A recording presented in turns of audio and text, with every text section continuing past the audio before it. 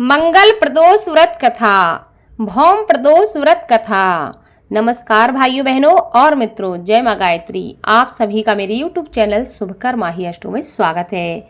आज के दिन सुनते हैं मंगल प्रदोष व्रत की कथा। मंगल प्रदोष व्रत को भौम प्रदोष भी कहा जाता है। किसी भी महीने की त्रयोदशी तिथि को प्रदोष तिथि का व्रत किया जाता है।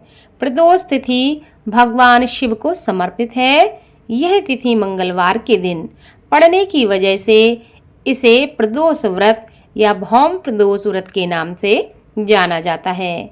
धार्मिक मान्यताओं के अनुसार भौम प्रदोष व्रत में कथा सुनने व कहने वाले को मोक्ष की प्राप्ति होती है और भगवान शिव की कृपा होती है और हनुमान जी का विशेष आशीर्वाद प्राप्त होता है।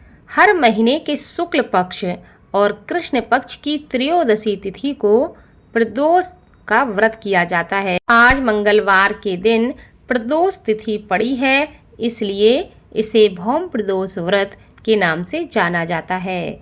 भौम प्रदोष व्रत में कथा कहना सुनना विशेष फल प्रदान करने वाला माना जाता है। प्रदोष व्रत करने से आर्थिक परेशानियों से मनुष्य को मुक्ति मिलती है और समस्त प्रकार के जो संकट हैं वह धीरे धीरे समाप्त होने लगते हैं।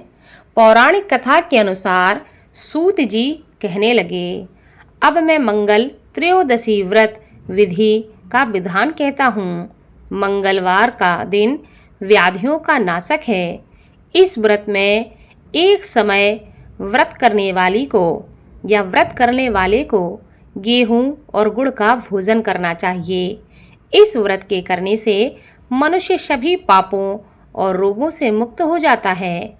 इसमें किसी भी प्रकार का संशय नहीं है। अब मैं तुम्हें उस बुढ़िया की कथा सुनाता हूँ जिसने यह व्रत किया और अंत में उसने मोक्ष को प्राप्त किया। अत्यंत प्राचीन काल की बात है। एक नगर में एक बुढ़िया रहती थी। उसके मंगलिया नाम का एक पुत्र था। बुढ़िया को हनुमान जी पर बड़ी श्रद्धा थी। वह प्रत्येक मंगलवार को हनुमान जी का व्रत रखकर यथाविधि उनको भोग लगाती थी। इसके अलावा बुढ़िया मंगलवार को ना ही घर को लीपती थी और ना ही मिट्टी खोदती थी। इसी प्रकार से व्रत रखते हुए जब उसे काफी दिन व्यतीत हो गए तो हनुमान जी ने सोचा कि चलो आज इस वृद्धा की श्रद्धा की परीक्षा ली जाए।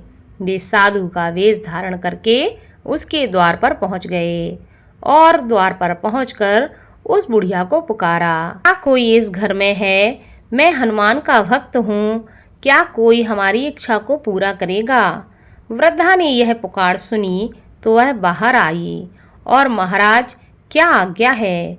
हे साधु महाराज, क्या आज्ञा है? कृपया कर बताइए।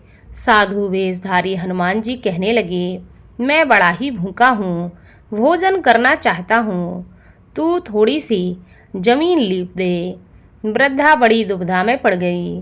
अंत में हाथ जोड़कर प्रार्थना करने लगी, हे महाराज, लीपने और मिट्टी खोदने के अतिरिक्त आप जो भी कहेंगे वह मैं करने को तैयार हूँ, लेकिन मैं यह नहीं कर सकती। साधु ने 3 बार परीक्षा करने के बाद कहा, तू अपने बेटे को बुला, मैं उसे औंधा लिटाकर उसकी पीठ पर आग जलाकर भोजन बनाऊंगा। वृद्धा ने सुना तो उसके पैरों के तले से धरती खिसक गई, लेकिन वह वचन दे चुकी थी। उसने मंगलिया को पुकारकर साधु महाराज के हवाले कर दिया, मगर साधु ऐसे ही मानने वाले ना थे। उन्होंने वृद्धा के हाथों से ही मंगलिया को औंधा लिटाकर उसकी पीठ पर आग जलवाई।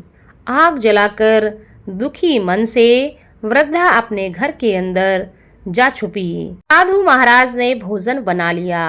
भोजन बनाने के बाद साधु ने उस बुढ़िया को बुलाया और वह कहने लगे कि वह मंगलिया को भी पुकारे ताकि वह भी आकर भोग लगा ले। वृद्धा के आंखों में आंसू आ गए और वह आंसू भरकर कहने लगी, अब उसका नाम लेकर मेरे हृदय को आप ना दुखाओ, लेकिन साधु महाराज न माने। वृद्धा को भोजन के लिए मंगलिया को पुकारना पड़ा। पुकारते ही देर ना लगी और मंगलिया बाहर से हंसता हुआ घर की तरफ दौड़ा चला आया। मंगलिया को जीता जागता देखकर वृद्धा को सुखद आश्चर्य हुआ। वह साधु महाराज के चरणों में गिर पड़ी। साधु महाराज ने उसे अपने असली रूप के दर्शन दिए। हनुमान जी को अपने आंगन में देखकर वृद्धा को लगा कि उसका जीवन सफल हो गया। इस प्रकार जो लोग श्रद्धा भाव से भौम प्रदोष व्रत को करते हैं उन पर भगवान शिव और साथ ही हनुमान जी की विशेष कृपा रहती है और उनके जीवन के समस्त प्रकार के संकट भी समाप्त होते हैं। और कुंडली में मंगल संबंधित कोई समस्या होती है तो वह भी समाप्त होती है, क्योंकि यह हनुमान जी का व्रत होता है। तो जीवन में संकटों को दूर करने के लिए और हनुमान जी की कृपा प्राप्ति के लिए इस कथा को खुद सुने। आपके जो अपने हैं उनको भी यह कथा शेयर करें, ताकि आपके साथ साथ आपके अपने भी भगवान की कृपा प्राप्त कर सकें।